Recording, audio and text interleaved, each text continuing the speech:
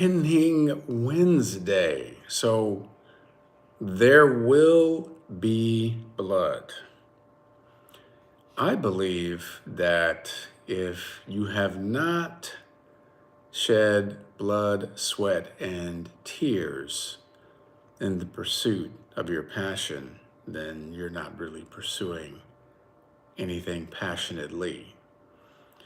I was doing a show and it was called A Lesson Before Dying. And the play, I portray a teacher, and he is helping this young man come to terms with his death penalty sentence before he is to be put in the electric chair. And the play takes place in the 50s. And so I'm on stage the entire time. And there are very pivotal scenes of really dealing with the emotional weight, the gravity, the resistance, the challenges, the ups and downs. And I'm cultivating and building a relationship with this young man. And then I'm also dealing with my own relationship with a young lady in the play. And so there's a lot of moving pieces. And there's a scene where I slam my hand down on the table. And the scene is about midway through the first act.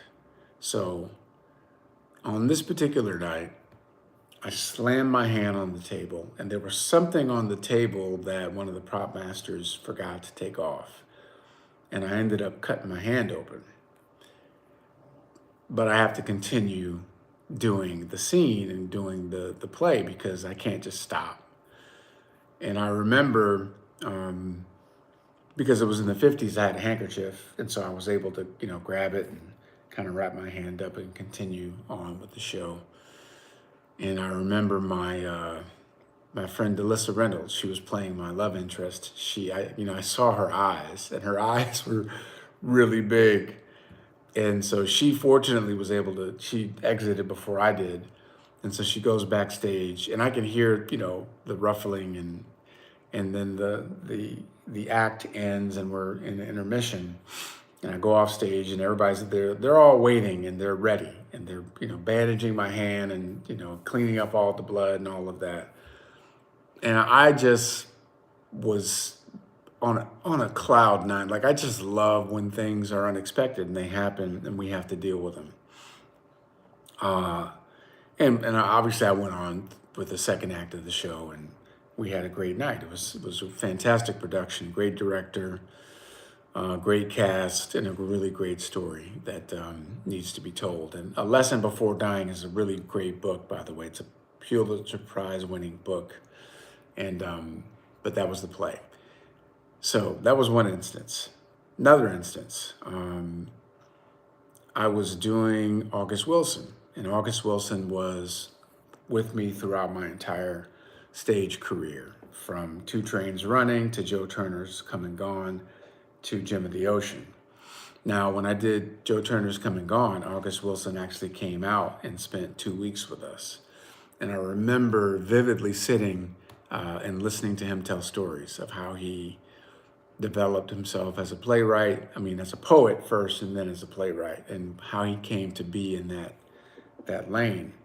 And just listening to him tell stories, and it was amazing. If you've ever heard of Eugene O'Neill or Tennessee Williams or Arthur Miller or William Shakespeare, August Wilson is of the same ilk, the staple of great playwrights that stand the test of time.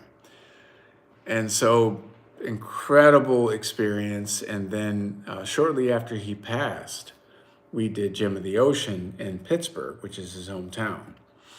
And so I'm playing Citizen, and Citizen has to go on this journey of the Middle Passage.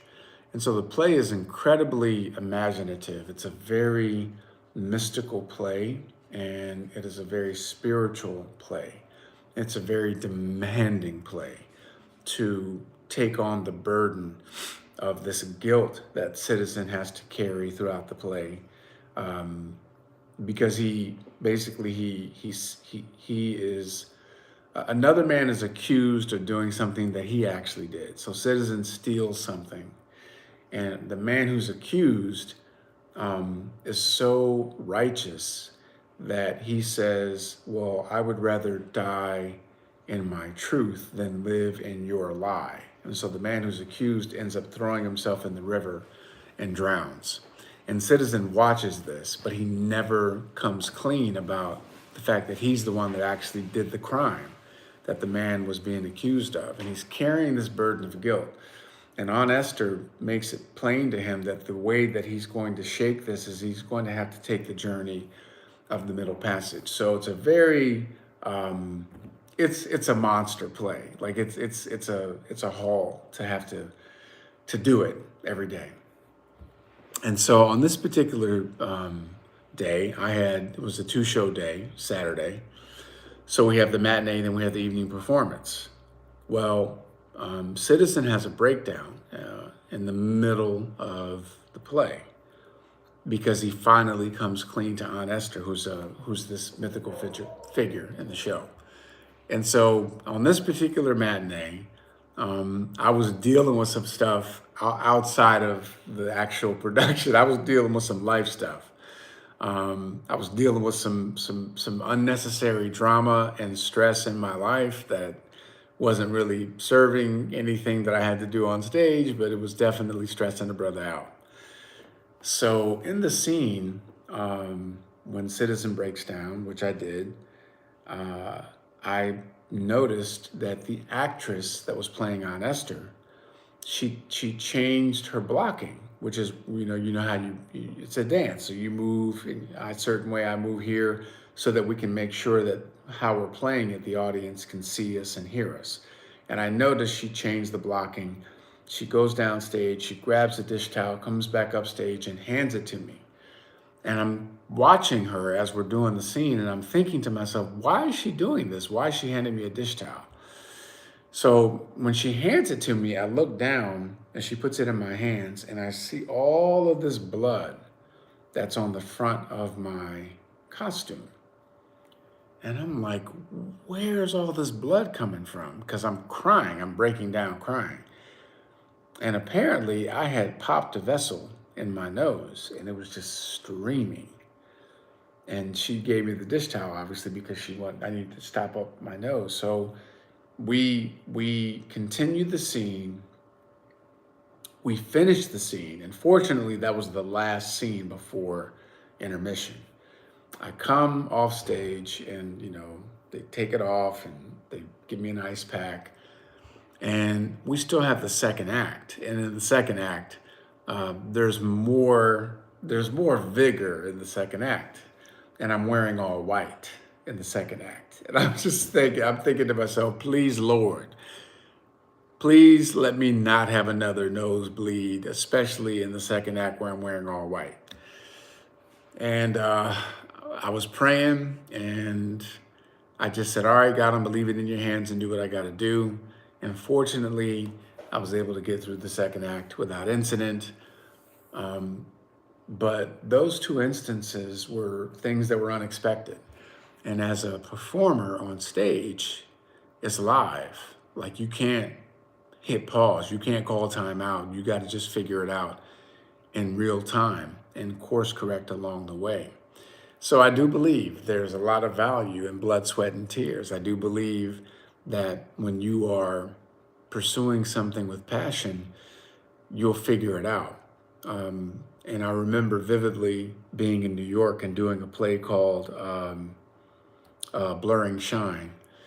And in the play, I'm a record executive, but I'm also manipulating culture by putting out these memes. This is before memes was a thing. But I'm putting out these memes through the music that I'm promoting and the fashion that I'm putting into communities, because I want people to buy certain things. And this is like this is back in I did this play back in like 2002, 2003. This is 23 years ago. But even back then, we knew that record executives were planting memes in our communities to get us to buy certain shoes, to wear certain clothes, and to deem certain things fashionable, because that's how you got people to buy and do the things you wanted them to do. So it was a brilliant play, written by Zakiya Alexander, brilliant playwright, great cast. We just had a good time. But I remember doing that play, and during the play, we got hit with the New York City blackout.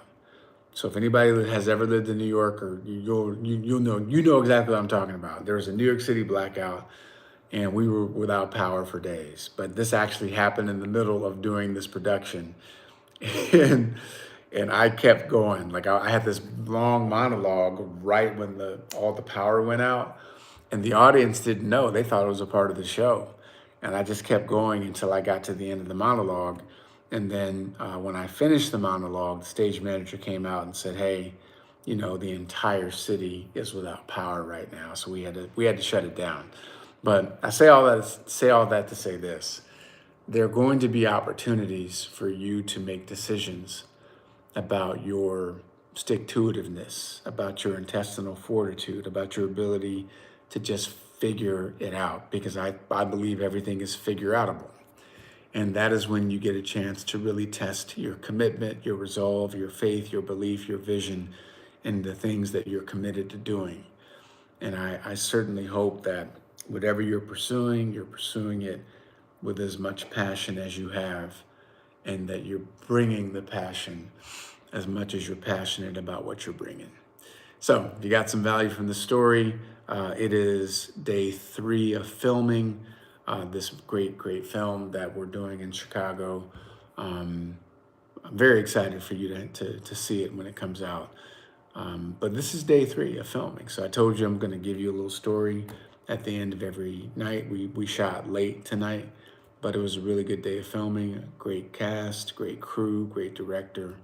And we're excited to bring this story to you. So if you got some value, please like and subscribe, and share this video with some people that you just want to bless them with an artistic story. Thanks so much. See you soon. Tomorrow.